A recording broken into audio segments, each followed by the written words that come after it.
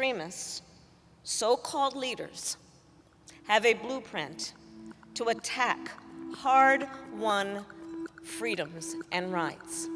Vice President Harris has settled into somewhat of a traditional attack dog role, fighting back on what the White House considers extreme policies pushed by Republicans as she and President Biden gear up for what could be an intense 2024 fight. She has been put in charge of issues the White House believes resonates with voters: abortion, voting rights, book bans, placing her in prime position to attack extremist or so-called leaders in the Republican Party.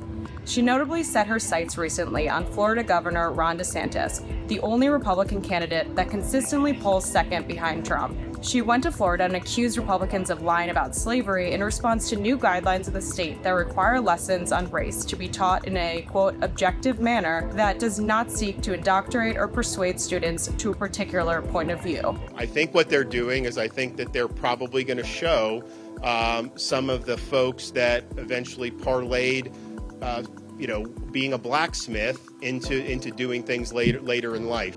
They want to replace history with lies.